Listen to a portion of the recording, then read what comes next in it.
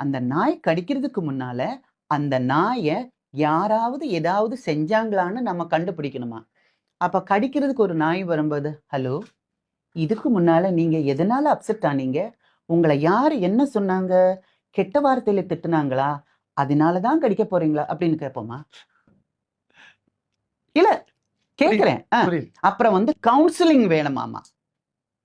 அதாவது ஒரு ரூம் கவுன்சிலிங்கா தெரியல, மனிதர்களை உட்கார வச்சு கவுன்சிலிங்கா இல்ல டாகுங்களை உட்கார வச்சு, இதை பாரு, நீ இந்த ஸ்ட்ரீட்ல இருக்க, இந்த ஸ்ட்ரீட்ல இருக்கிறவங்களை யாரையும் நீ கடிக்க கூடாது, ஓகேவா? அப்பதான் உனக்கு நம்ம அம்மா தருவேன் அப்படின்னு சொல்லணுமா? நல்ல பிள்ளை தானே, சொன்னபடி கேட்கணும். இப்படிதான். அப்புறம் இவங்க இதை பாருங்க, சும்மா அந்த பக்கம் இந்த பக்கம் எல்லாம் போயிட்டு இருக்கும்போது அதெல்லாம் கோவத்துல எல்லாம் பார்க்க கூடாதுன்னு மனிதர்கள் கிட்ட நீ 9 மணிக்கு மேல வரக்கூடாது, 9 மணிக்கு மேல வரக்கூடாது. இதுல கொடுமை என்ன தெரியுமா?